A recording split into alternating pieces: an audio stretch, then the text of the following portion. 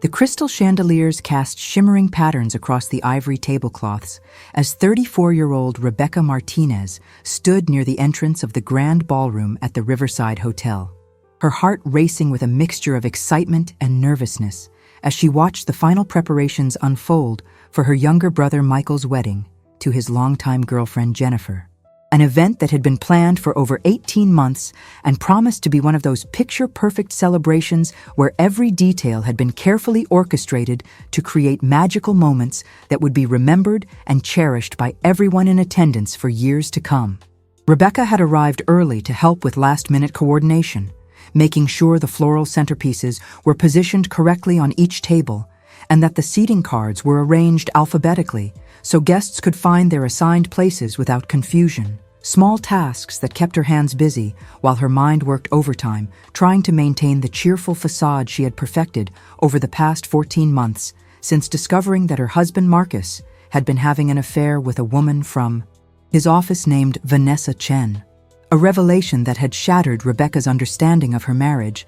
and left her struggling to decide whether to end the relationship or attempt to rebuild something from the wreckage of broken trust and betrayed promises. Hello, beautiful souls. I'm Tina, and I am so incredibly grateful that you're here with me right now, because what I'm about to share with you today is a story that will absolutely grip your heart and make you question everything you thought you knew about love, loyalty, and the masks people wear even around those who should know them best. Rebecca's journey is going to take you through one of the most devastating public humiliations imaginable. The kind of moment that changes everything in an instant and forces you to discover strengths you never knew you possessed when the person you trusted most betrays you in front of everyone who matters in your life. You need to stay with me until the very end because the twists in this story are going to leave you absolutely speechless. And I promise you'll walk away with insights about human nature and personal dignity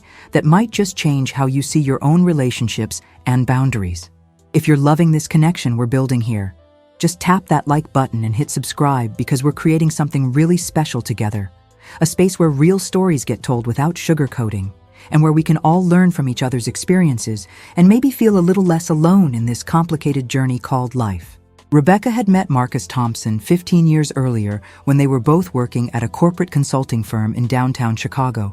with Rebecca serving as a project coordinator while Marcus was climbing the ranks as a senior analyst with ambitions of eventually making partner before he turned 40. Goals that seemed achievable given his work ethic and natural talent for building client relationships and delivering presentations that made complex business strategies sound accessible and compelling to executives who needed clear roadmaps for transforming their struggling companies into profitable enterprises. Their courtship had unfolded over late nights, working on urgent client proposals and stolen lunches at a small Italian restaurant 2 blocks from their office building, where they discovered shared interests in vintage movies and weekend hiking trips and dreams of eventually starting a family once their careers were stable enough to provide the kind of comfortable, middle-class life that both of them had witnessed their own parents struggle to achieve through decades of hard work and careful financial planning.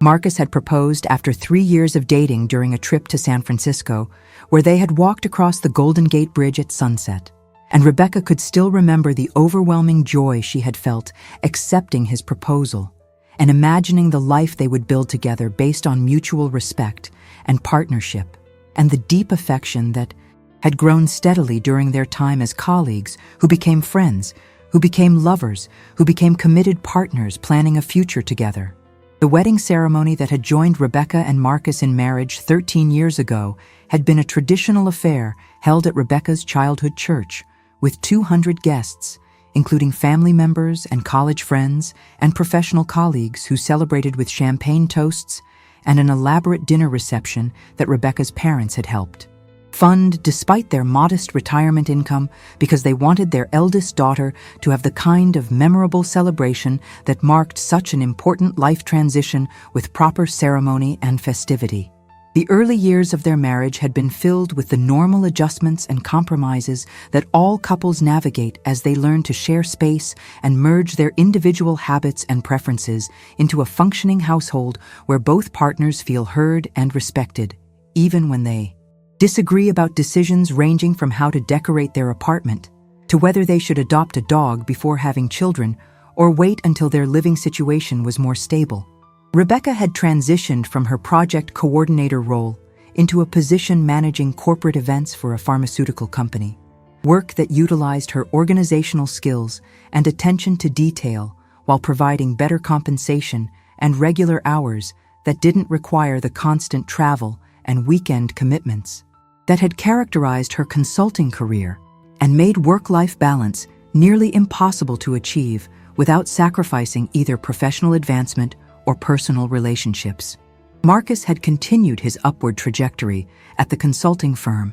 eventually making senior partner at age 37 after landing several major accounts that generated significant revenue and enhanced the firm's reputation for delivering measurable results that justified the substantial fees charged for strategic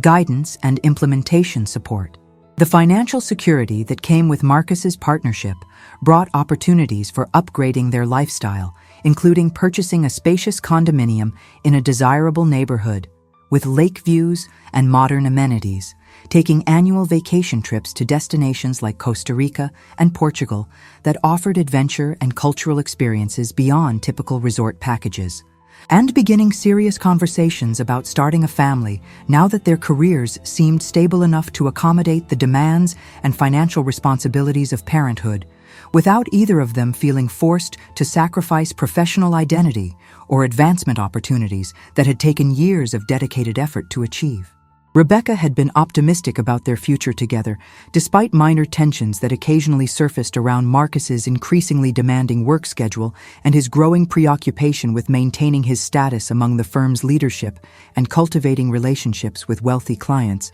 who expected partners to be available for golf outings and dinner meetings that often extended late into evenings when Rebecca was home alone, wondering why her husband seemed to prioritize professional networking over spending time with the wife who had supported his ambitions throughout their marriage. The discovery of Marcus's affair had come not through deliberate investigation, but through a careless mistake when Marcus had left his phone unlocked on the kitchen counter while taking a shower after returning home late from what he claimed was a client dinner. And Rebecca had picked up the device intending to check the time before going to bed, only to see a text message preview that made her stomach drop with a sickening sensation of disbelief and horror, as she read words that were clearly intimate and romantic in tone, rather than professional or platonic. Messages from someone named Vanessa, expressing how much she had enjoyed their time together that evening, and couldn't wait to see him again soon, with affectionate language and suggestive emoji that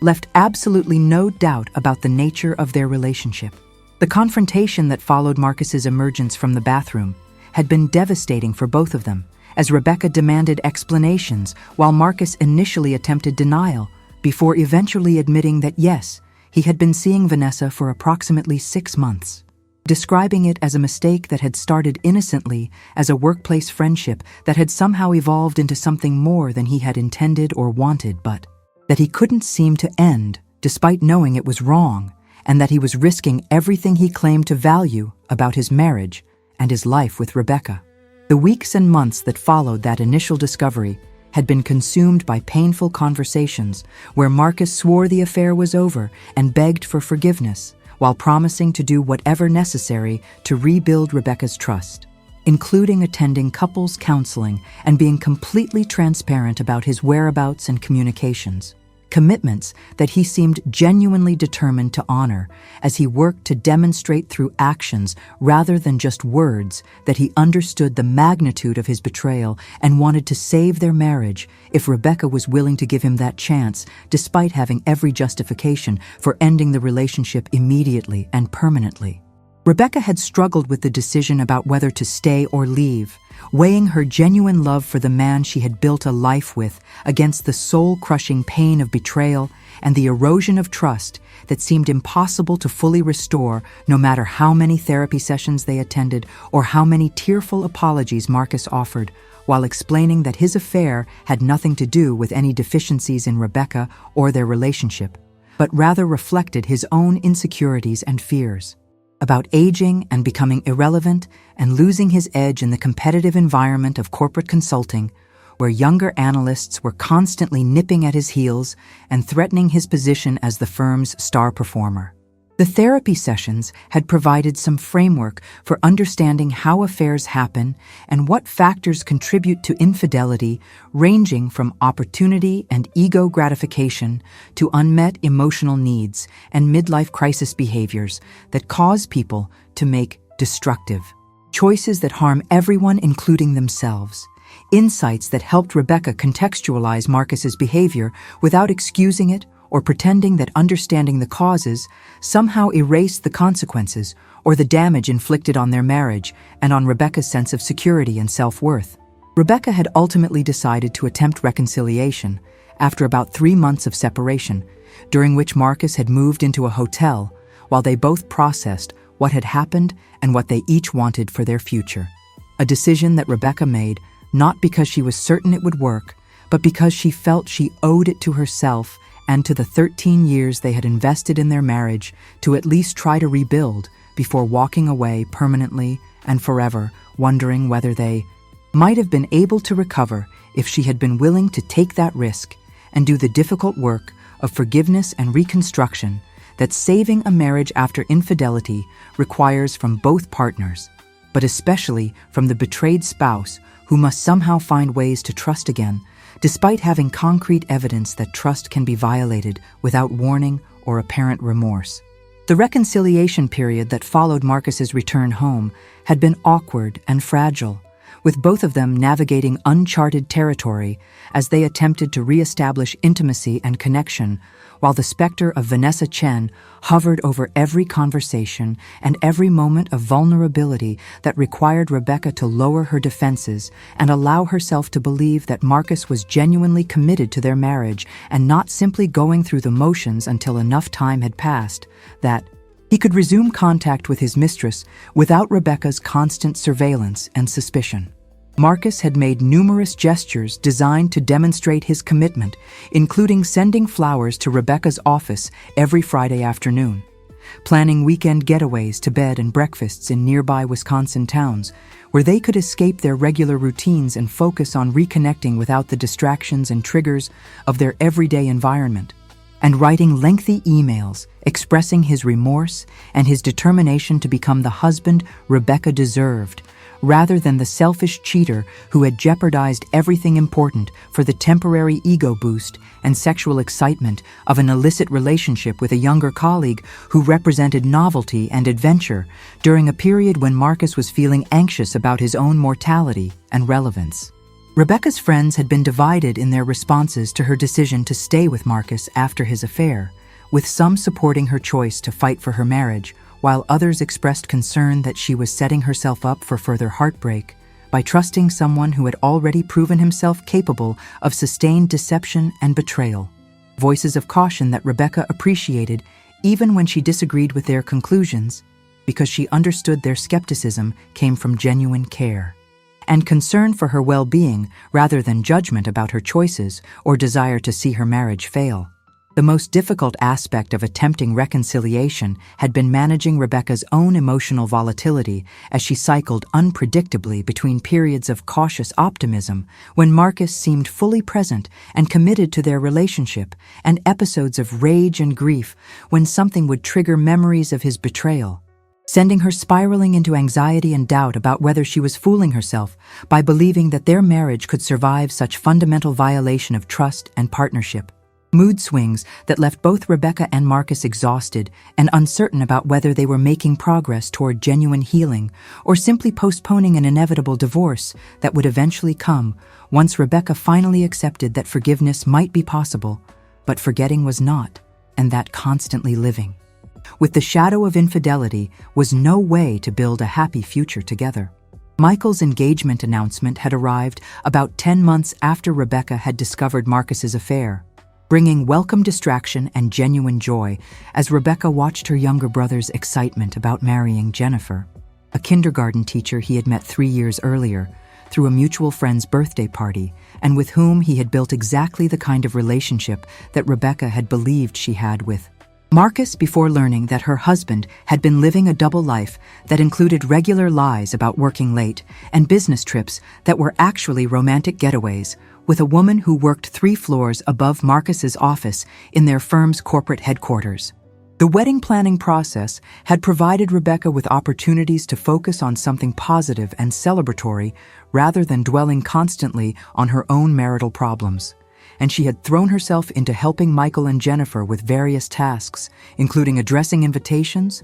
and coordinating the bridal shower and offering opinions about menu options and floral arrangements. Activities that allowed her to be useful and engaged, while also giving her breaks from the emotional intensity of her ongoing efforts to rebuild trust with Marcus and move forward from his betrayal, without becoming bitter or cynical about love and commitment and the possibility of genuine partnership between 2 people who choose each other every day, despite the countless opportunities and temptations that modern life provides for betrayal and abandonment. Marcus had seemed supportive of Rebecca's involvement in Michael's wedding preparations, expressing interest in the plans and offering to help with any tasks that required physical labor or technical skills, like creating a digital slideshow of photos documenting Michael and Jennifer's relationship, or setting up sound equipment for the reception. Contributions that Rebecca had initially appreciated as signs that Marcus was integrating himself into her family and demonstrating commitment to relationships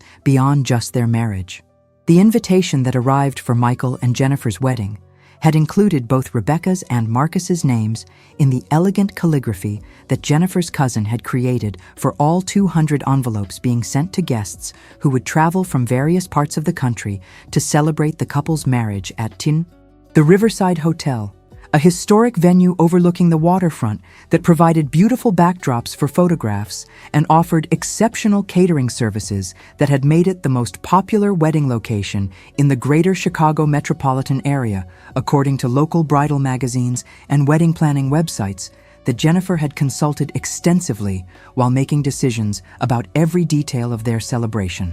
You know, I want to pause here for just a moment because I can feel the weight of what's about to happen to Rebecca. And I need you to understand something really important about this story and why I'm sharing it with you today. If you've ever trusted someone completely, if you've ever believed in a person with your whole heart only to discover they were living a lie right in front of your face, then you understand the kind of pain that Rebecca is carrying into her brother's wedding day. And you know how hard it is to pretend everything is fine when your whole world feels shaky and uncertain beneath your feet. I really hope you'll become part of our family here by subscribing to this channel, because we're building something different, a place where we don't pretend that life is always beautiful or that people always do the right thing, but where we tell the truth about how messy and complicated relationships can be, while still believing that dignity and self-respect are worth fighting for, even when it costs us everything we thought we wanted. Please drop a comment and tell me about a time when someone betrayed your trust. How did you handle it? And what did you learn about yourself through that experience? Because your stories matter, and they help all of us feel less alone when we're going through our own struggles with heartbreak and disappointment, and the challenge of deciding whether to forgive or walk away. What happens next in Rebecca's story is going to show you why sometimes the most important moments in our lives come when we're forced to choose between our dignity and our desire to keep peace. So please stay with me, because you absolutely need to see how this unfolds. The morning of Michael's wedding arrived with unseasonably warm October weather that brought brilliant sunshine and temperatures in the mid-70s. Perfect conditions for the outdoor cocktail hour that Jennifer had planned for the period between the late afternoon ceremony and the evening reception in the hotel's grand ballroom. Rebecca had woken early in the hotel room she was sharing with Marcus, both of them having decided to stay at the venue the night before the wedding to avoid any possibility of traffic delays or last-minute emergencies that might prevent them from being present for all the pre-ceremony activities and family photographs that would document this important milestone in Michael's life and in the Martinez family history. Marcus had been unusually attentive that morning, bringing Rebecca coffee in bed and complimenting the navy blue cocktail dress she had chosen for the wedding, behavior that might have seemed sweet and thoughtful if Rebecca hadn't learned to read the subtle signs that Marcus was feeling guilty about something. Little tells, like excessive eye contact and overly solicitous questions about her comfort and needs that often preceded revelations about minor lies or broken promises that Marcus hoped to soften through preemptive displays of affection and consideration. The question Rebecca had asked casually while finishing her makeup about whether Marcus had confirmed with his assistant about clearing his schedule for the wedding weekend had produced a moment of hesitation that made Rebecca's stomach clench with familiar anxiety. That split-second pause before Marcus responded that, yes, everything was handled and he was completely focused on being present for Michael's celebration, without any work distractions or obligations that might pull his attention away from the festivities. Something about his tone had felt slightly off to Rebecca, who had developed finely tuned instincts for detecting dishonesty after spending over a year learning to recognize the patterns and markers that indicated Marcus was not being completely truthful. But she had pushed down her suspicions and told herself that she was being paranoid and that her inability to fully trust Marcus was her problem to work through, rather than evidence that Marcus was actually doing anything wrong or deceptive on this particular occasion, when they were supposed to be celebrating her brother's happiness and supporting Michael and Jennifer as they began their married life together. The pre-ceremony family photographs had taken place in a sun-drenched garden area adjacent to the hotel's main entrance, with Michael looking handsome and slightly nervous in his charcoal gray tuxedo, while Jennifer was radiant in her ivory gown that featured delicate lace sleeves and a flowing train that required her bridesmaids' assistants to arrange properly for each posed shot that the photographer orchestrated with professional efficiency. Rebecca had stood beside her parents and her younger sister Amanda during the extended family portraits, smiling genuinely because she was truly happy for Michael, even as part of her mind kept returning to that moment of hesitation from Marcus earlier in the morning and wondering whether she was imagining problems that didn't exist, or whether her instincts were trying to warn her about something she hadn't yet fully identified, but that would eventually reveal itself as another betrayal or disappointment. Marcus had positioned himself slightly apart from the main family groupings during these photographs, since he was technically just an in-law rather than a blood relative, chatting casually with Jennifer's father and uncle while the photographer worked through his list of required shots that would eventually be compiled into an album documenting every significant relationship and combination of family members who had gathered to witness and celebrate this union. The ceremony itself had been beautiful and emotional, with both Michael and Jennifer crying during their personally written vows that spoke about partnership and growth and commitment to supporting each other through whatever challenges life might bring. Words that resonated painfully for Rebecca as she sat in the third row beside Marcus and reflected on her own wedding vows that she and Marcus had exchanged 13 years earlier with similar conviction and sincerity. Promises that Marcus had violated through his affair with Vanessa, even though he had supposedly spoken those vows with genuine intention and belief that he would honor them throughout their marriage. Rebecca had found herself wiping tears during the ceremony, emotional responses that combined genuine happiness for Michael with her own complicated feelings about marriage and fidelity, and whether anyone could really know for certain that their partner would remain faithful and honest through decades of life changes and temptations and opportunities for betrayal that seemed to multiply as people moved through their 30s and 40s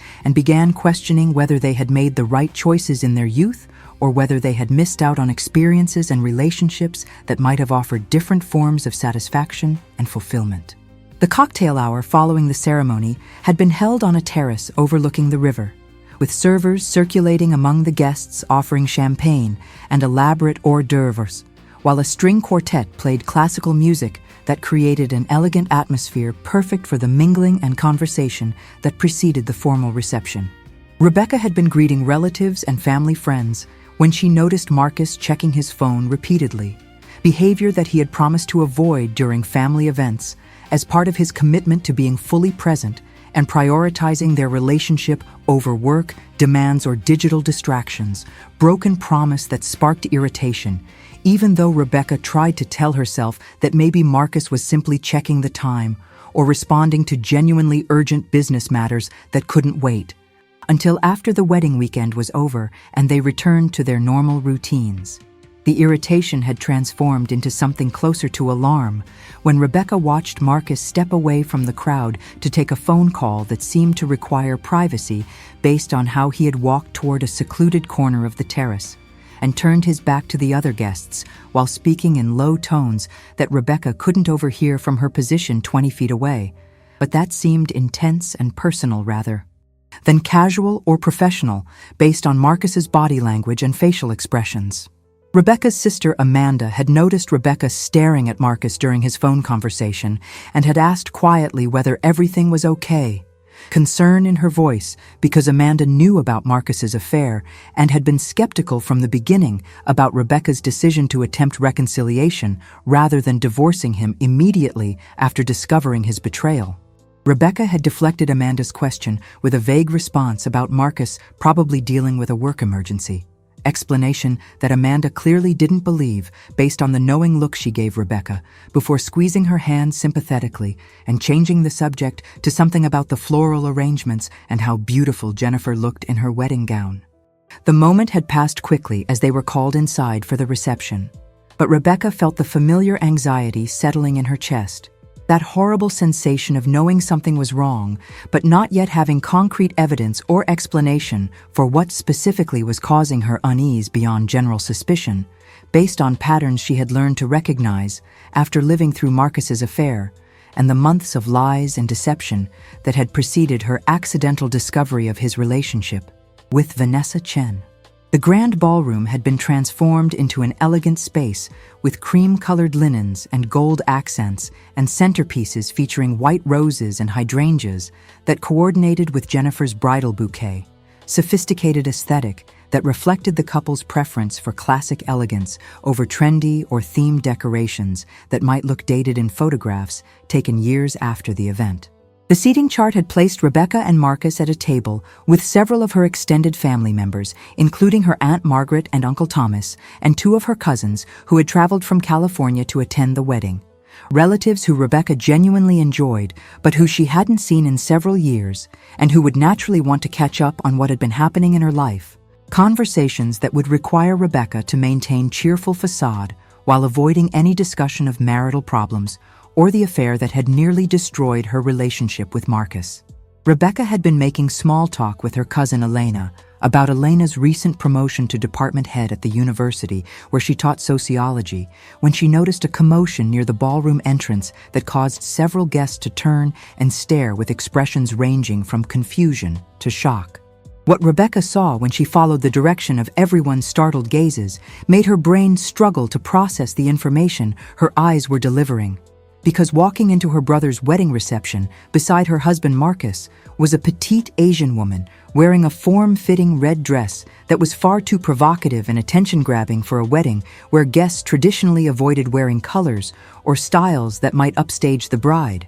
And the way Marcus's hand was resting casually on this woman's lower back as he guided her into the room with familiar ease made Rebecca's blood run cold with the devastating realization that this must be Vanessa Chen, the woman Marcus had sworn he had stopped seeing over a year ago, the mistress whose existence had nearly destroyed Rebecca's marriage and who was now somehow at Rebecca's brother's wedding as Marcus's companion or date in full view of Rebecca's entire extended family and all of Michael and Jennifer's friends and professional colleagues. The shock of seeing them together rendered Rebecca momentarily frozen in her chair, unable to move or speak or even fully comprehend what was happening, as her mind raced through possible explanations that might somehow make this nightmare scenario less horrifying than it appeared on the surface. Desperate attempts to find some innocent reason why Marcus would bring his former affair partner to a family wedding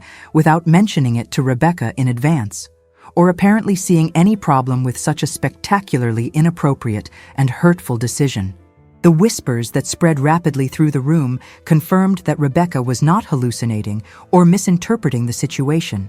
as guests who knew about Marcus's affair recognized immediately that he had brought Vanessa Chen to the wedding and understood that this represented either breathtaking stupidity or deliberate cruelty, depending on whether Marcus had somehow convinced himself this was acceptable behavior, or whether he had intentionally chosen to humiliate Rebecca publicly in front of everyone who mattered in her life. Rebecca's mother had materialized at her side within seconds, placing a protective hand on Rebecca's shoulder while asking in an urgent whisper what was happening and whether that was the woman Marcus had the affair with. Questions that Rebecca couldn't answer because she was struggling to breathe normally and fighting against the urge to either burst into tears or march across the ballroom and confront Marcus in front of everyone gathered for what was supposed to be a joyful celebration of Michael and Jennifer's marriage, rather than the public exposure of Rebecca's humiliation and the final proof that her attempts to reconcile with Marcus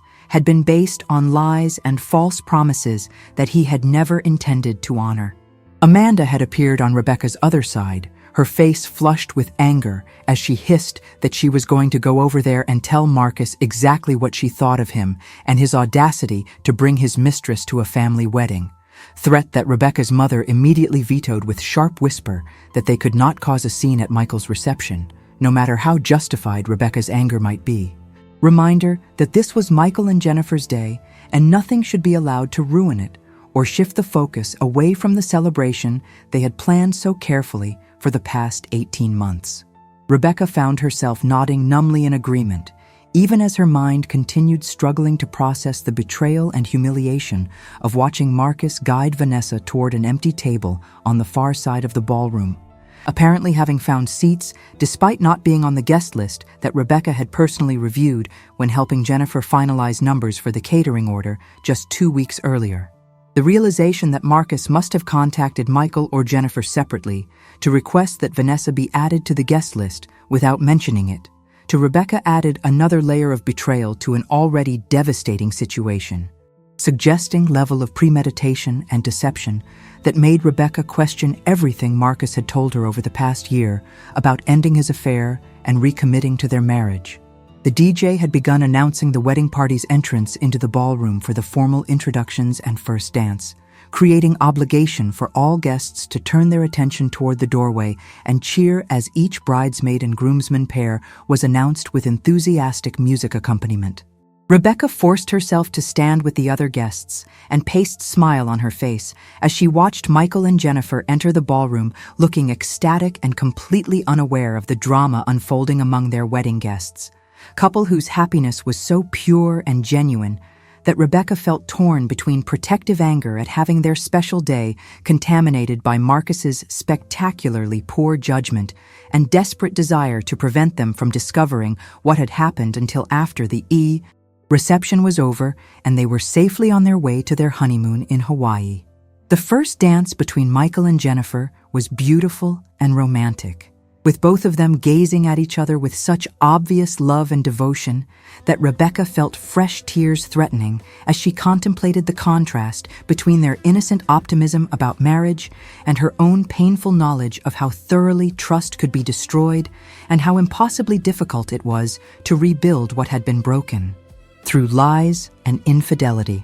Rebecca had maintained her composure through the father-daughter dance and the mother-son dance, through the toasts from the best man and maid of honor that prompted laughter and more tears from guests moved by the heartfelt tributes to Michael and Jennifer's relationship. She had even managed to eat few bites of the beautifully prepared dinner of herb-crusted salmon and roasted vegetables, despite having absolutely no appetite while knowing that Marcus was sitting across the ballroom with Vanessa, the two of them presumably enjoying their meal together, while completely oblivious to or uncaring about the pain and humiliation they were causing Rebecca through their presence as couple at family event, where Marcus should have been sitting beside his wife, rather than flaunting his mistress in front of Rebecca's relatives and childhood friends. The surreal quality of the situation made Rebecca wonder whether she was actually asleep and trapped in nightmare that her subconscious had created from her worst fears about Marcus's faithfulness and commitment. But the worried glances from Amanda and her mother and the sympathetic looks from other family members who had noticed Marcus's arrival with Vanessa confirmed that this was horrifyingly real and that Rebecca would have to make decisions about how to respond rather than simply waking up relieved that it had all been a terrible dream. Have you ever had one of those moments where your whole world shifts and suddenly you see the truth of situation with perfect clarity, even though part of you wants to keep believing the comfortable lies because the truth is just too painful and devastating to fully accept? Rebecca is standing at that crossroads right now, watching her husband openly display his betrayal at her brother's wedding. And she has to decide whether to make a scene and risk ruining Michael's special day, or swallow her pain and humiliation for the sake of keeping peace and protecting her brother from the knowledge that his brother-in-law is cruel or stupid enough to bring his mistress to family celebration. I want you to think about what you would do in Rebecca's situation, how you would handle this kind of public betrayal, because these are the moments that define who we are and what we're willing to tolerate in our lives and in our relationships. Please take a moment to subscribe to our channel if you haven't already, because we need voices like yours in our community. People who understand that life is complicated and messy, and that there are no easy answers when someone you love hurts you in ways you never imagined possible. Drop comment telling me whether you think Rebecca should confront Marcus immediately or wait until after the wedding, and share your own experiences with public humiliation or betrayal if you're comfortable doing so. Because your stories help all of us process our own pain and maybe find some courage to stand up for ourselves when we're being treated with disrespect or cruelty. I also want you to tell me what other stories you'd like to hear on this channel. What situations or family dramas or relationship challenges resonate with you and make you feel seen and understood? Because this community belongs to all of us, and your input shapes what we create together. The next part of Rebecca's story is going to show you what happens when a woman finally reaches her breaking point and decides that her dignity is worth more than keeping false peace. So please don't go anywhere, because you need to see how this unfolds. The cake-cutting ceremony had come and gone, with Michael and Jennifer playfully feeding each other bites of the elegant three-tiered creation, while guests cheered and photographers captured the moment from multiple angles. The dance floor had opened with upbeat music that drew the younger guests and the wedding party into energetic celebration, while older relatives remained at their tables, finishing dessert and coffee and engaging in conversations about topics ranging from family gossip to current events, to memories of past weddings and family gatherings that had brought everyone together over the decades. Rebecca had remained seated at her table, despite Amanda's suggestion that they go to the restroom together so Rebecca could have private breakdown away from the guests and the ongoing festivities. But Rebecca found herself unable to move as she watched Marcus and Vanessa on the dance floor, the two of them moving together with the kind of easy physical familiarity that comes from intimate relationship. Marcus's hand resting on Vanessa's hip in a way that was unmistakably possessive and romantic, rather than merely friendly or appropriate for casual acquaintances who happened to be attending the same event. The rage that had been building inside Rebecca since the moment she saw Marcus walk into the ballroom with Vanessa finally reached critical mass when Rebecca watched Marcus lean down to whisper something in Vanessa's ear that made her laugh and press closer against him. Gesture so intimate and casual that it made clear beyond any doubt that their relationship had never ended, despite all of Marcus's promises and therapy sessions and tearful apologies, claiming that he was completely committed to rebuilding their marriage and earning back Rebecca's trust through consistent, honest behavior over time. The betrayal wasn't just that Marcus had continued seeing Vanessa despite promising he had ended the affair, but that he had apparently decided their relationship was serious enough and public enough that he could bring her as his date to family wedding without expecting any consequences or recognizing how profoundly disrespectful and hurtful such action would be to Rebecca and to their marriage vows that Marcus had supposedly been working so hard to honor and restore to their original meaning and power. Rebecca stood abruptly from her chair with such force that she knocked over her water glass, creating small commotion at her table that drew concerned attention from her relatives as she ignored their questions and began walking with determined stride toward the dance floor, where Marcus and Vanessa were still swaying together to romantic ballad that the DJ had selected for the slow dance set. Amanda had jumped up to follow Rebecca, trying to catch her arm and urge her to reconsider whatever she was planning, warnings that Rebecca heard but chose to ignore because she had suddenly realized with perfect clarity that protecting Marcus from embarrassment or consequences was not more important than protecting her own dignity and self-respect. and that allowing him to treat her with such contempt and disregard at her own brother's wedding without any response would be sending message that there were no limits to what she would tolerate in order to preserve their marriage or avoid making scenes in public settings where other people might witness their conflicts and dysfunction. The tap on Marcus's shoulder that pulled his attention away from Vanessa was sharp and unmistakable. Rebecca's hand connecting with solid force that made Marcus turn with startled expression that transformed into something like fear when he saw Rebecca's face and recognized that she was absolutely done with his lies and his betrayals and his apparent belief that he could have both his wife and his mistress without ever having to make real choice between them or face genuine consequences for his behavior. The music seemed to fade into background as Rebecca heard herself say in voice that was eerily calm despite the fury coursing through her veins that Marcus needed to leave the reception immediately and take his date with him because he was no longer welcome at her family's celebration, and she would not spend another moment at her brother's wedding, watching her husband dance with the woman he had been sleeping with throughout the entire year that Rebecca had been trying to rebuild there. Marriage based on what she now understood were completely false premises and outright lies. Vanessa had the decency to look uncomfortable and perhaps slightly ashamed as she stepped back from Marcus and mumbled something about not realizing this would be problem, statement so absurd and unconvincing that Rebecca actually laughed, harsh sound that contained absolutely no humor, as she informed Vanessa that she knew exactly what she was doing by coming to this wedding,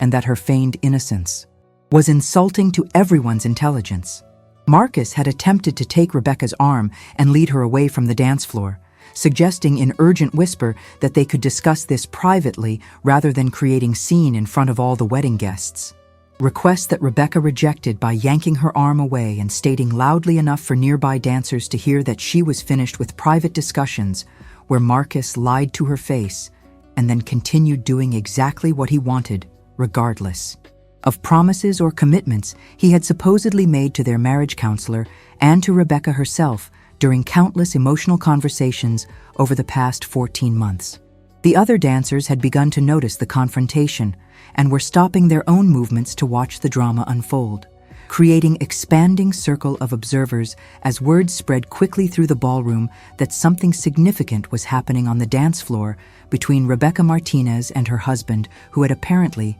brought another woman to the wedding. Rebecca could see her mother and Amanda making their way through the crowd, both of them clearly intending to intervene and prevent further scene. But Rebecca held up her hand in gesture that stopped them in their tracks as she turned her full attention back to Marcus and told him that she wanted divorce and that he should have his belongings removed from their condominium by the time she returned home after the wedding weekend was over.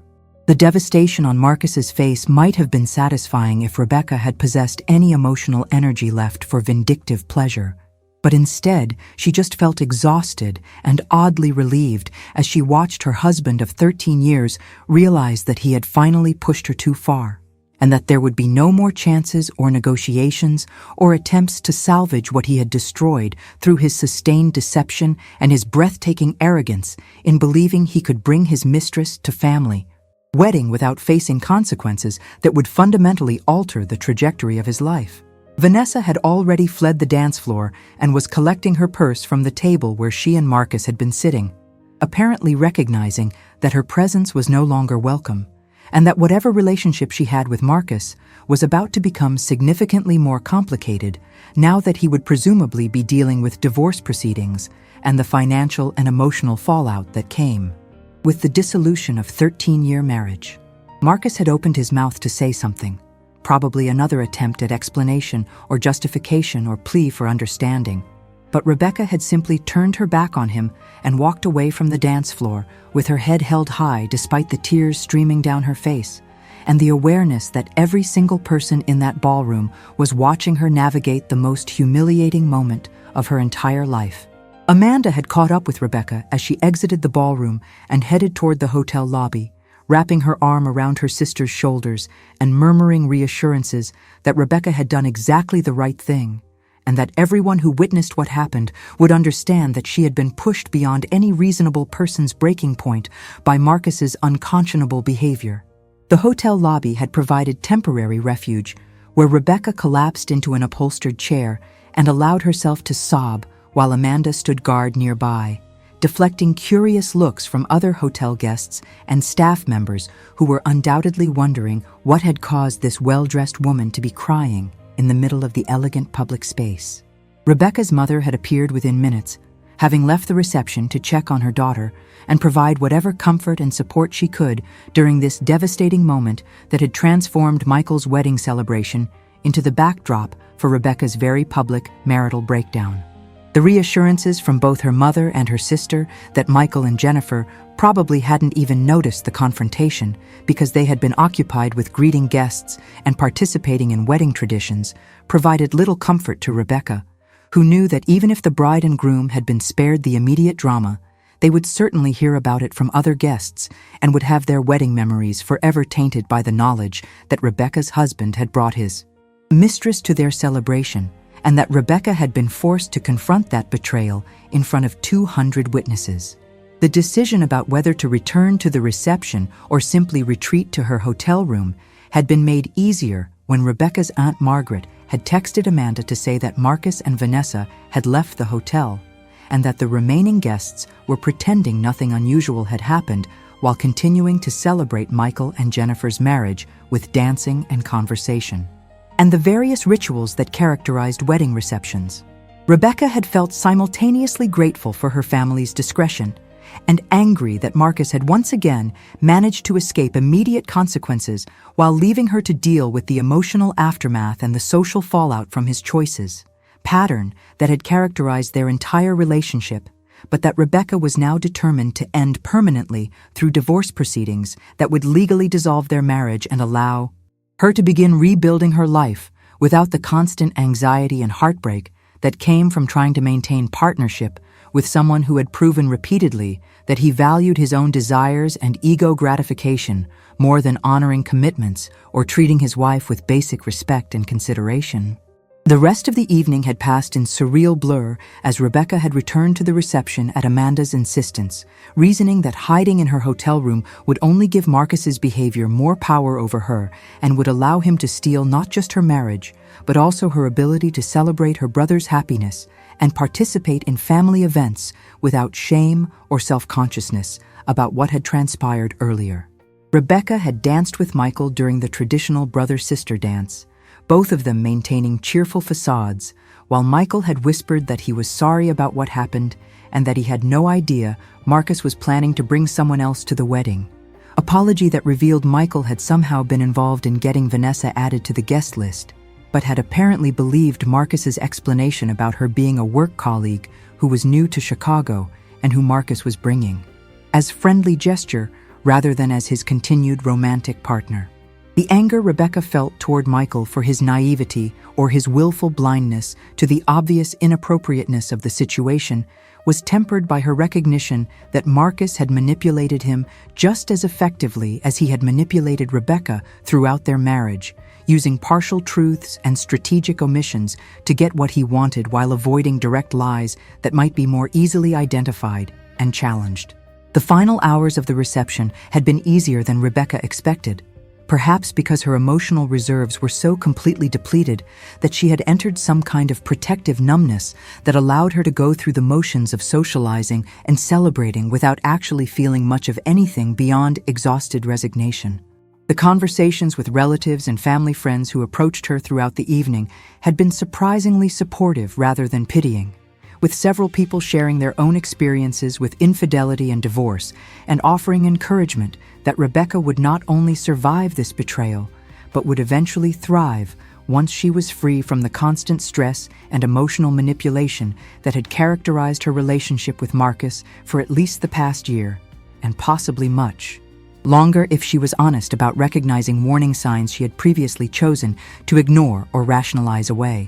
The night had ended with Rebecca, Amanda, and their mother sitting in Rebecca's hotel room, drinking wine from plastic cups and processing the events of the evening. Conversation that ranged from angry denouncements of Marcus's behavior to practical discussions about divorce attorneys and living arrangements and how Rebecca would manage the financial and emotional challenges of dissolving her marriage while maintaining her career and her connections to the social networks she and Marcus had built together over 13 years. Rebecca's mother had shared that she had never particularly liked or trusted Marcus, despite maintaining cordial relationship with him for Rebecca's sake. Confession that made Rebecca wonder how many other people in her life had seen problems or red flags that Rebecca herself had missed or minimized because she was too close to the situation or too invested in believing her marriage was solid and her husband was fundamentally good person who had made some mistakes rather than someone whose character flaws ran much deeper than temporary lapses in judgment or commitment. The morning after the wedding had brought harsh sunlight streaming through the hotel room curtains and devastating headache that was partly hangover from too much wine and partly physical manifestation of the emotional trauma Rebecca had experienced during the previous days. Events. The dozens of text messages on Rebecca's phone included several from Marcus begging her to talk to him and explaining that bringing Vanessa to the wedding had been a terrible mistake, born from confusion and poor judgment rather than malicious intent to hurt Rebecca or demonstrate that he was choosing his mistress over his wife, explanations that Rebecca deleted without responding because she had finally reached point where Marcus's words meant absolutely nothing compared to his actions. And his actions had demonstrated with perfect clarity that he had never actually ended his affair with Vanessa and had been lying to Rebecca throughout the entire reconciliation period while she attended therapy sessions and worked on rebuilding trust and tried to forgive his betrayal and move forward with their marriage. The drive back to Chicago had been quiet, with Amanda at the wheel while Rebecca stared out the window and contemplated the reality that she would need to completely restructure her life in ways both practical and emotional, ending not just her marriage, but also the identity she had built around being Marcus's wife, and the future she had imagined they would share as they moved through middle age together, and eventually became the kind of comfortable, long-time married couple who finished each other's sentences and knew each other's habits and preferences so thoroughly that they functioned almost as single unit rather than two separate individuals. The grief Rebecca felt was not primarily about losing Marcus himself, because she was recognizing more clearly with each passing hour that the man she had believed she was married to had never actually existed except in her own idealized imagination, but rather about losing the story she had told herself about her life and her choices, and her ability to judge character and build lasting relationships based on genuine partnership and mutual respect. The condominium that had been Rebecca's home for the past 7 years felt different when she entered it alone after Amanda had helped carry her overnight bag upstairs and offered to stay if Rebecca wanted company during this difficult first night without Marcus in the space they had shared for so long. Rebecca had declined the offer, recognizing that she needed to begin learning how to be alone and comfortable in her own company without depending on others to buffer her from the painful reality of her situation. The evidence of Marcus's presence was everywhere she looked, from his collection of business books on the shelves, to his expensive espresso machine in the kitchen, to the photographs on the walls documenting their travels and celebrations over 13 years together. Images that now felt like fiction or evidence of elaborate hoax, rather than authentic documentation of real relationship and genuine happiness. The next weeks had been consumed with practical matters of separation, including consultations with divorce attorneys who explained Illinois law regarding property division and spousal support. Difficult conversations with mutual friends who needed to understand what had happened and who would inevitably be forced to choose sides, despite their desires to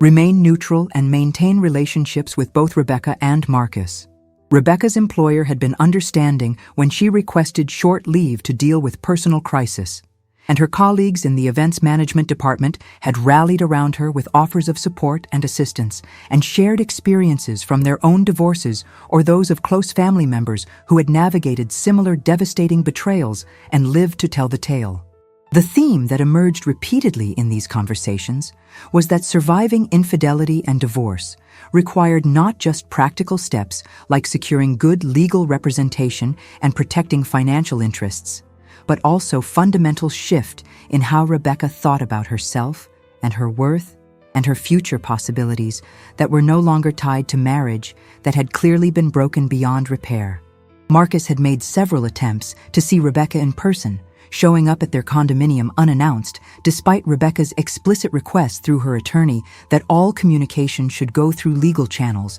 rather than through direct contact that would only create more opportunities for manipulation and false promises. The final in-person encounter had occurred 3 weeks after Michael's wedding, when Marcus had waited in the parking garage of Rebecca's building until she returned home from work. Ambush that had left Rebecca feeling violated and unsafe in space that should have been her refuge from the chaos of her dissolving marriage. Marcus had pleaded his case with passionate intensity, claiming that bringing Vanessa to the wedding had been a moment of extreme poor judgment, driven by his fear that Rebecca would never truly forgive him and his desire to have someone who believed in him present at family event where he expected to feel judged and rejected.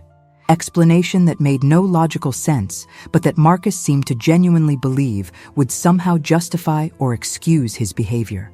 Rebecca's response had been delivered with exhausted patience as she explained to Marcus that even if she could somehow accept his illogical reasoning for bringing his mistress to her brother's wedding, the larger issue was that he had continued his affair throughout their entire attempted reconciliation, lying during therapy sessions and in private conversations while pretending to work on their marriage when he was actually maintaining his relationship with Vanessa and apparently seeing no contradiction between claiming to want to save his marriage and continuing to sleep with the woman whose affair had nearly destroyed it in the first place. The moment when Marcus had finally stopped trying to defend himself and had simply said that yes, he had continued seeing Vanessa because he had feelings for her that he couldn't just turn off despite knowing it was wrong, and despite his genuine desire to also preserve his marriage to Rebecca, had been oddly liberating,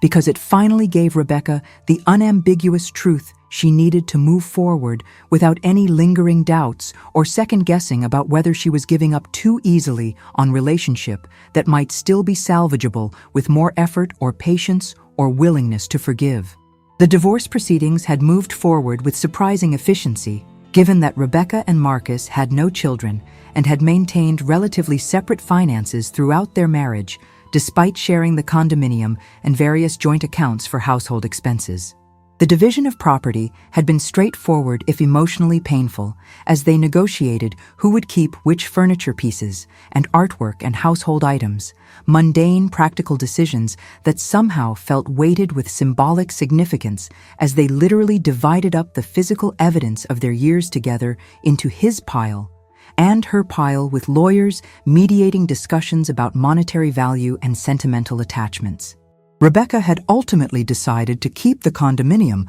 rather than selling it and splitting proceeds, partly because she could afford the mortgage on her own salary, and partly because she refused to let Marcus's betrayal force her out of home she loved and neighborhood where she had built community connections and friendships that existed independently of her marriage. The emotional work of processing the divorce had proven more complex than the legal mechanics, requiring Rebecca to examine not just Marcus's failings, but also her own patterns and choices that had kept her in relationship long after warning signs had become apparent. Questions about why she had been so willing to accept his initial affair and work toward reconciliation instead of recognizing that someone who could sustain a 6-month affair while lying daily to his wife might not possess the character or integrity required for the kind of partnership Rebecca wanted and deserved. The therapist Rebecca had started seeing individually, after deciding to divorce Marcus, had helped her recognize that her willingness to forgive and work on the marriage had not been weakness, but rather reflection of her values around commitment and her belief that people could change and grow. Values that were admirable, but that had left her vulnerable to manipulation by someone who was willing to exploit her good faith and her desire to believe the best about him despite mounting evidence to the contrary. The hardest aspect of the divorce had been the social fallout and the way it forced Rebecca to confront how much of her identity and her social connections had been built around being part of couple rather than standing alone as individual with her own interests and relationships, independent of her marriage. The dinner parties and weekend activities that had once been central to Rebecca's social life had largely disappeared as married friends seemed uncertain about how to include divorced women in their couple-focused gatherings. Awkwardness that left Rebecca feeling isolated and rejected, even though she understood intellectually that these people weren't intentionally cruel, but simply didn't know how to navigate the changed dynamics that her divorce had created in their social network. The surprising source of new friendships and support had come from other divorced women Rebecca met through support group her therapist had recommended, women of various ages and backgrounds who shared the common experience of rebuilding their lives after marriages ended, and who understood without lengthy explanations the complex mixture of grief and relief and anger and hope that characterized this particular life transition.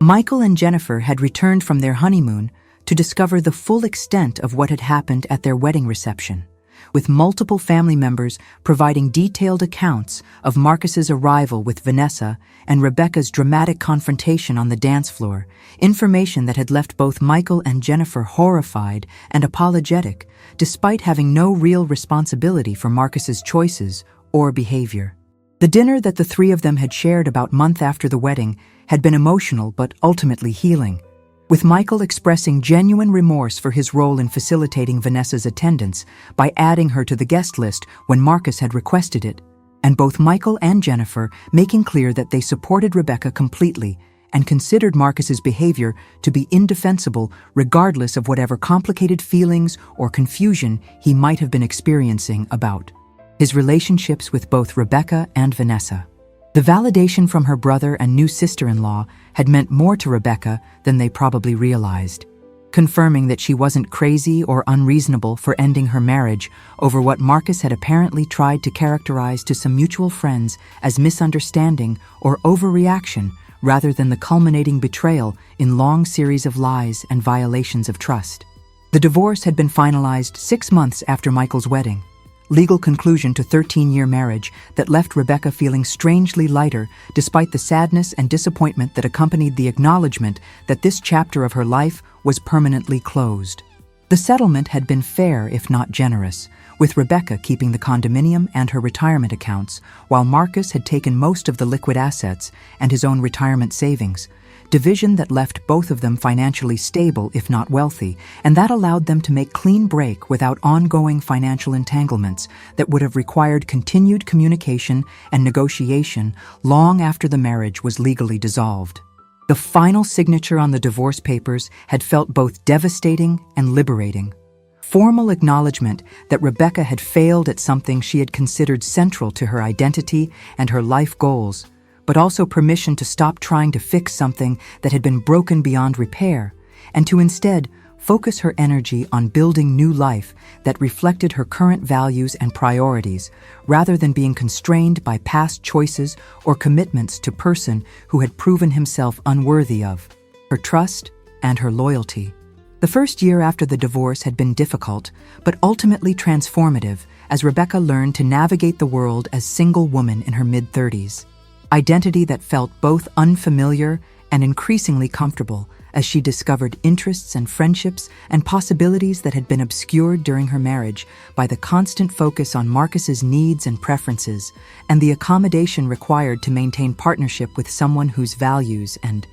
priorities had ultimately proven incompatible with Rebecca's own. The promotion that Rebecca had received 9 months after her divorce had been both professional validation and practical blessing,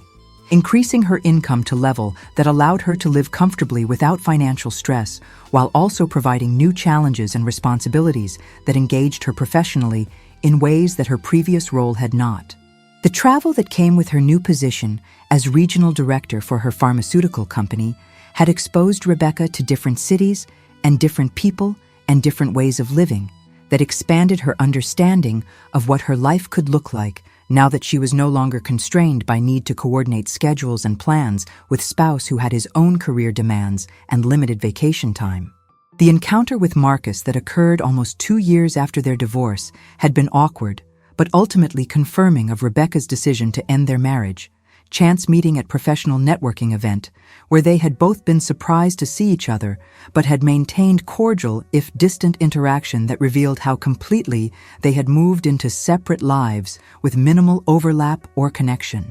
Marcus had looked older and somewhat worn, and Rebecca had felt no residual attraction or affection as they made brief small talk about their respective careers before moving to opposite sides of the room to avoid prolonged interaction that neither of them wanted or needed. The information that Rebecca had learned from mutual acquaintance later that evening that Marcus and Vanessa had broken up after about 8 months together, and that Marcus was apparently dating various women without any serious relationship, had sparked no satisfaction or vindication in Rebecca.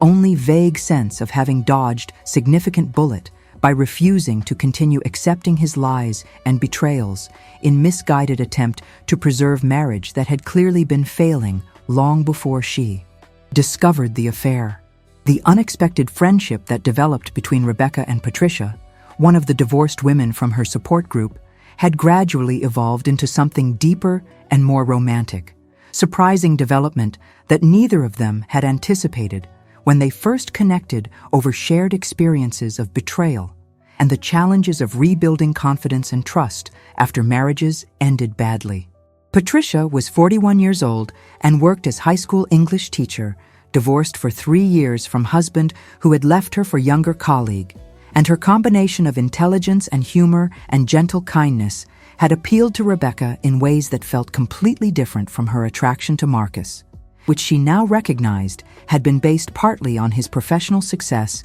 and social confidence rather than on deeper compatibility or shared values. The first time Rebecca and Patricia had kissed during quiet evening at Rebecca's condominium watching movies and sharing bottle of wine had felt both terrifying and absolutely right, opening up entire dimension of Rebecca's identity and desires that she had never previously examined or acknowledged during 13-year marriage to man and lifetime of assumptions about her own sexuality and relationship possibilities. The coming out process that Rebecca navigated during her late 30s had been a complex mix of liberation and loss as she recognized that her marriage to Marcus had been built on foundation that included her own lack of full self-knowledge and authenticity, factors that didn't excuse his betrayals, but that did provide additional context for why their relationship had ultimately failed despite years of apparent commitment and partnership. The conversations with her family about her relationship with Patricia had been surprisingly positive,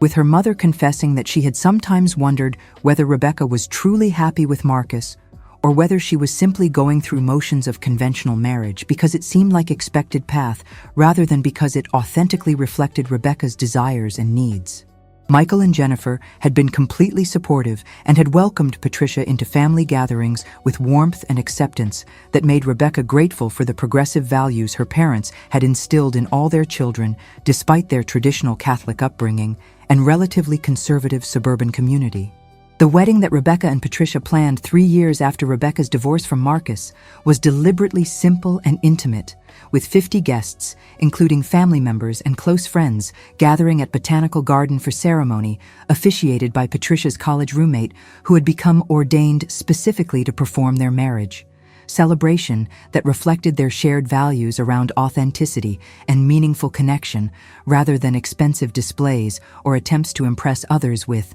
elaborate productions. The contrast between this wedding and Rebecca's first marriage to Marcus could not have been more stark, with Rebecca genuinely joyful and relaxed throughout the day, rather than anxious about whether everything met expected standards or satisfied other people's ideas about how weddings should be conducted. The vows that Rebecca and Patricia exchanged spoke about choosing each other with full knowledge and acceptance of both strengths and vulnerabilities, about building partnership based on honest communication and mutual respect rather than assumptions or expectations, about creating space for individual growth and change within context of committed relationship that honored both connection and autonomy. The life that Rebecca built with Patricia over the subsequent years proved to be everything her marriage to Marcus had not been, with genuine partnership and honest communication and shared decision-making replacing the patterns of deception and accommodation and resentment that had characterized her first marriage,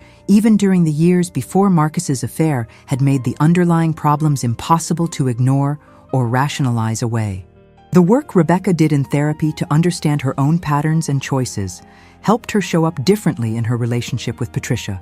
more willing to voice needs and preferences rather than automatically deferring to her partner's desires, more alert to warning signs or incompatibilities rather than minimizing concerns in service of maintaining relationship harmony, more committed to her own well-being and boundaries rather than sacrificing her authentic self to preserve partnership that required her to be someone she wasn't. The news that Rebecca learned through mutual friend about 5 years after her divorce that Marcus had remarried reached her without provoking any strong emotional response beyond mild curiosity about whether he had learned anything from his failed marriage to Rebecca or whether he was simply repeating same patterns with new person who didn't yet know his capacity for deception and self-serving justifications for hurtful behavior. The detail that Marcus's new wife was significantly younger than him and worked in different industry suggested that perhaps he had recognized need for fresh start with someone who didn't know about his history with Vanessa or his documented patterns of infidelity. Though Rebecca suspected that character flaws that had destroyed their marriage were unlikely to have been resolved through simple passage of time without serious therapeutic work that Marcus had shown little interest in pursuing even during their attempted reconciliation. The encounter at Michael and Jennifer's 10th wedding anniversary party, where Rebecca and Patricia had been warmly welcomed as established couple, brought unexpected closure when Rebecca found herself in brief conversation with Marcus, who had not been invited but who had appeared briefly to drop off gift for Michael, apparently maintaining some minimal connection to Rebecca's family despite their divorce and his role in creating dramatic scene at Michael's wedding decade earlier. The conversation had been cordial and brief, with Marcus looking genuinely happy to see that Rebecca appeared to be thriving in her life with Patricia, and expressing what seemed like sincere, if awkward, apology for his behavior during their marriage, and especially for his unconscionable decision to bring Vanessa to Michael's wedding, action that he characterized as perhaps the single worst decision he had made during their entire relationship, and one that he had come to recognize represented not just poor judgment, but fundamental disrespect for Rebecca and for their marriage vows that he had never properly honored or valued until after he had permanently destroyed them.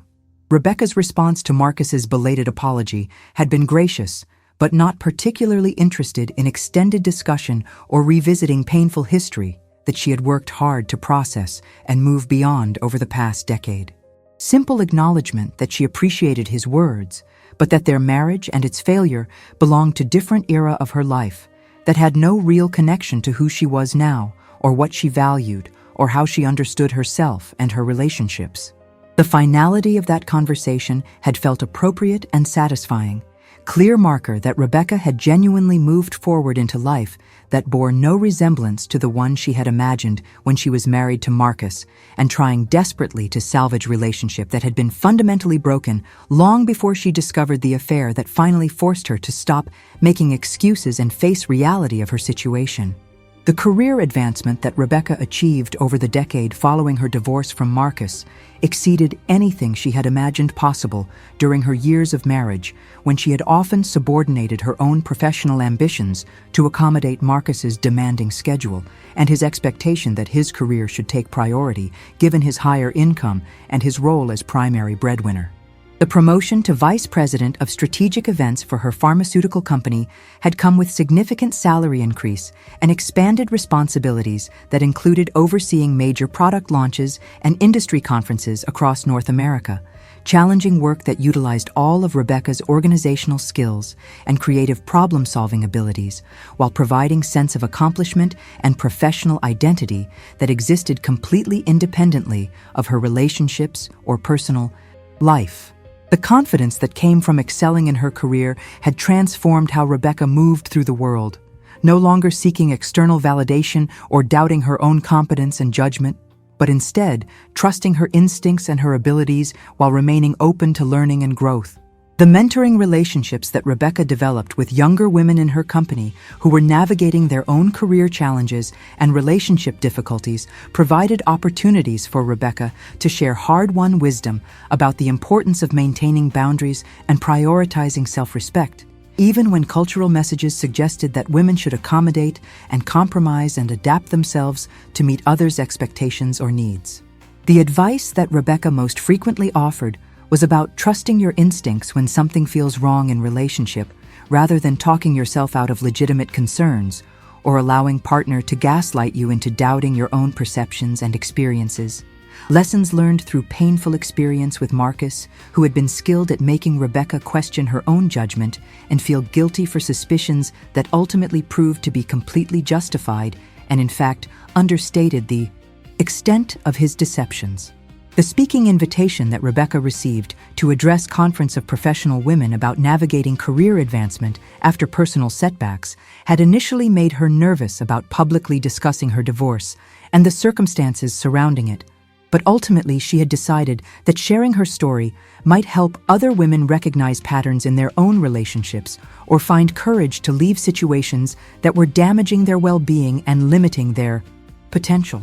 The talk that Rebecca delivered about rebuilding life and career after devastating betrayal had been surprisingly well received, with dozens of women approaching her afterward to share their own stories of infidelity and divorce, and to express gratitude for Rebecca's honesty about both the pain of betrayal and the possibilities that opened up once she stopped trying to maintain relationship that required her to compromise her dignity and self-respect in order to preserve failing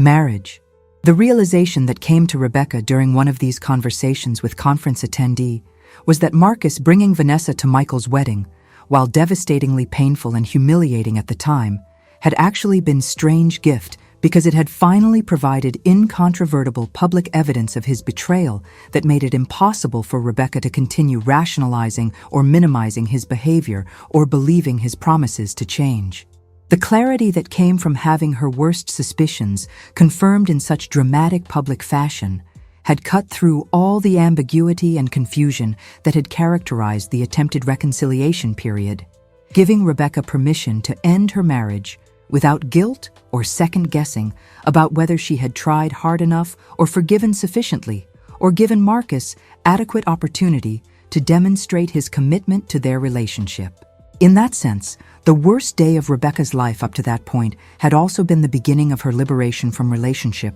that had been slowly eroding her sense of self and her confidence in her own perceptions and judgment. The surprise that Rebecca felt when she learned that her story about confronting Marcus at Michael's wedding had become kind of legend among her extended family and friend networks, shared as cautionary tale about the importance of standing up for yourself, even in situations where maintaining peace and avoiding scenes seems more important than defending your dignity and boundaries, revealed how many people had witnessed or experienced similar dynamics in their own relationships, but had never found courage to respond in moment with the kind of decisive action that Rebecca had taken when pushed beyond her breaking point. The younger women in her family especially seemed to view Rebecca as role model for refusing to tolerate disrespect and betrayal, even when social pressure suggested that she should have handled situation privately or waited until after wedding to address Marcus's unconscionable behavior. Validation that helped Rebecca recognize that her response had been not just justified, but actually inspiring to others who needed examples of women choosing their own well-being and self-respect over pressure to keep peace and protect others from consequences of their own destructive choices. The relationship between Rebecca and Michael had deepened significantly in the years following his wedding, with her brother expressing ongoing admiration for how Rebecca had handled the divorce and rebuilt her life, while also apologizing repeatedly for his role in facilitating Vanessa's presence at his wedding, by naively accepting Marcus's explanation without questioning why Rebecca hadn't been informed about the plan to include additional guests. Michael's marriage to Jennifer had thrived over their first decade together, providing Rebecca with front-row view of what healthy partnership could look like when both people were genuinely committed to honest communication and mutual support rather than maintaining facades or pursuing individual agendas at expense of their partner's well-being. Contrasting example that helped Rebecca recognize just how dysfunctional her relationship with Marcus had been, even during years when she had believed they were reasonably happy and building solid foundation for long-term partnership. The forgiveness that Rebecca eventually felt toward Marcus was less about absolving him of responsibility for his choices and more about releasing the anger and resentment that had consumed so much of her emotional energy during the years immediately following their divorce. Recognition that holding on to rage and bitterness was hurting Rebecca more than it was affecting Marcus, who had moved on with his life and probably spent very little time thinking about the damage he had caused or the pain he had inflicted through his sustained deceptions and his breathtakingly poor judgment in bringing his mistress to family wedding. The work Rebecca did in therapy to process her anger and grief allowed her to eventually reach a place of genuine indifference toward Marcus, neither wishing him ill nor caring particularly about his happiness or success, simply accepting that he had been part of her life journey and that their failed marriage had taught her valuable lessons about herself and about what she needed in relationships, and about the importance of maintaining her own identity and priorities rather than sacrificing authentic self to preserve partnership that required her to be someone she wasn't. The 15th anniversary of Michael and Jennifer's wedding arrived during a period of particular contentment in Rebecca's life, with her relationship with Patricia strong and stable after years of building genuine partnership based on mutual respect and honest communication, her career flourishing in ways that provided both financial security and professional satisfaction, and her sense of self more solid and authentic than it had been at any previous point in her adult life. The celebration that Michael and Jennifer planned was intimate dinner party at their home for close family members rather than large gathering. Recognition that the milestone of 15 years together deserved acknowledgement, but didn't require elaborate production or expensive celebration to be meaningful and special. The toast that Michael offered during dinner included specific mention of how that wedding 15 years earlier had been memorable for multiple reasons, including the dramatic events on the dance floor that had forced everyone in their family to confront uncomfortable truths about Marcus's character and Rebecca's marriage. Acknowledgement delivered with humor and affection that made clear that time and healing had transformed what had been devastating humiliation into story that could be referenced without causing Rebecca pain or embarrassment. Rebecca's response to Michael's toast had been spontaneous speech about how that terrible day had ultimately been a turning point that allowed her to stop living in denial and fear, and to instead claim her own power and her own voice and her own right to be treated with respect and dignity by people who claimed to love her, transformation that had been agonizing at the time, but that had ultimately led her to life that was infinitely richer and more authentic than anything she had experienced during her marriage to Marcus. The recognition that Rebecca expressed for how her family had supported her through the divorce and its aftermath, and especially for how they had welcomed Patricia with open arms and accepted Rebecca's identity as queer woman without judgment or attempts to minimize or dismiss this aspect of who she was, brought tears to several people at the table and sparked conversation about how families navigate change and growth and the revelation of previously hidden aspects of identity that require everyone to adjust their understanding and expectations. Patricia had added her own toast, thanking the Martinez family for their acceptance and kindness, and particularly thanking Marcus in his absence for being such a terrible husband that he had inadvertently freed Rebecca to discover who she really was and what she actually needed in partner. Joke that had made everyone laugh while also acknowledging the bizarre reality that Marcus's betrayal and Rebecca's subsequent divorce had ultimately led to much greater happiness than Rebecca had ever experienced during her first marriage. The irony that Rebecca had found herself thinking about frequently over the past decade was that she had actually been grateful to Marcus for bringing Vanessa to Michael's wedding, because that action had finally broken through all her defenses and denial and forced her to see their relationship clearly rather than through the distorted lens of her own hopes and her desire to believe that their marriage could be saved through enough effort and forgiveness, and willingness to ignore her own instincts and perceptions in favor of Marcus's narratives about his intentions and commitments. The wisdom that Rebecca had gained through her experience of betrayal and divorce and self-discovery was that sometimes the worst things that happen to us actually clear the path for better things that we couldn't have imagined or achieved if we had remained stuck in situations that were slowly killing our spirits and our sense of self. Even if those situations looked acceptable or even good from outside perspective, or compared to other people's struggles and disappointments. The lesson that Rebecca tried to share with younger women who sought her advice about relationship challenges was that short-term pain of ending relationship that wasn't working was almost always preferable to long-term erosion of self that came from staying in partnership that required constant compromise of values or boundaries or authentic identity.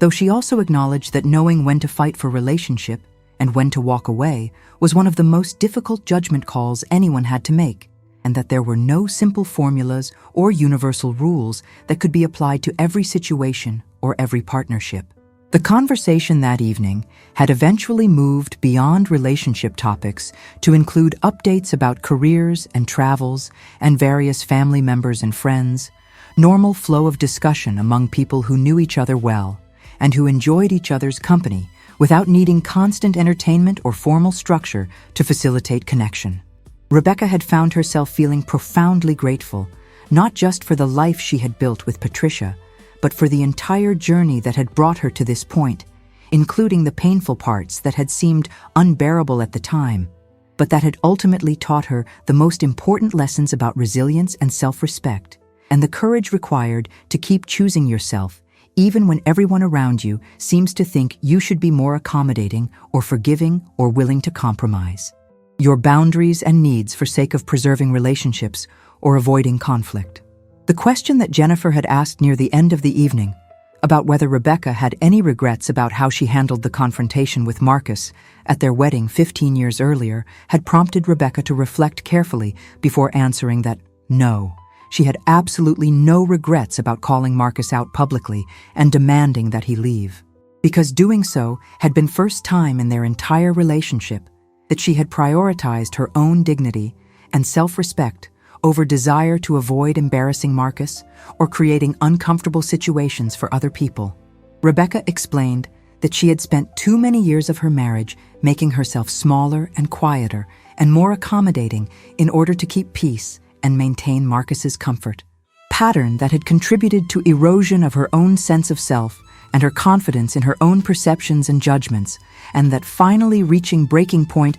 where she refused to continue that pattern had been an essential step in reclaiming her power and her voice and her right to be treated with basic human decency by a person who had vowed to love and honor her, but who had instead betrayed and humiliated her repeatedly.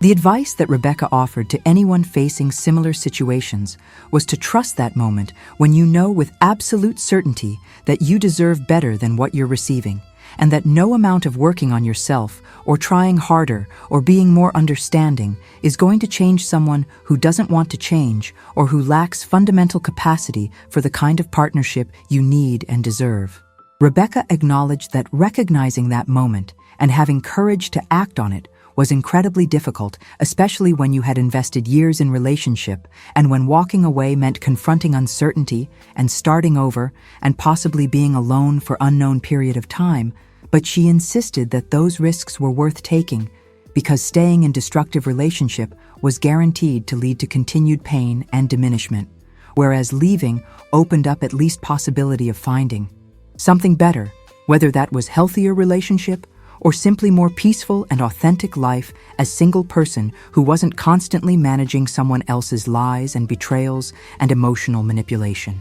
The evening had concluded with warm goodbyes and expressions of love and appreciation among family members who had supported each other through various challenges and celebrations over the years. Networks of connection that provided foundation of belonging and acceptance that made it possible to weather difficulties and take risks and keep growing and changing throughout adult life. Rebecca and Patricia had driven home together, holding hands and talking quietly about how lucky they were to have found each other, and how grateful Rebecca was that her first marriage had ended in a way that forced her to confront truths about herself that she might never have discovered if she had remained. With Marcus, continuing to accommodate and adapt and minimize her own needs in futile attempt to preserve partnership that had been fundamentally flawed from beginning. I want to thank you from the bottom of my heart for staying with me through Rebecca's entire journey, from that devastating moment at her brother's wedding, through all the pain and growth and eventual triumph of building life that genuinely reflects her authentic self and her deepest values. If this story has resonated with you, or made you think differently about your own relationships and boundaries and what you're willing to tolerate in name of love or commitment or keeping peace, then I hope you'll stay connected with our community here, where we share real stories about real people facing real challenges without pretending that life is simple or that there are easy answers to complicated questions about love and loyalty and when to fight and when to walk away. Please click on one of the videos appearing on your screen right now, where you'll find more powerful stories about people who found courage to choose themselves even when it meant losing everything they thought they wanted. Stories about transformation and resilience and the unexpected gifts that sometimes come wrapped in our most painful experiences. I'll see you there, my friend. And remember that your story matters and your dignity is worth protecting no matter what anyone else tells you about forgiveness or second chances or keeping your family together at any cost.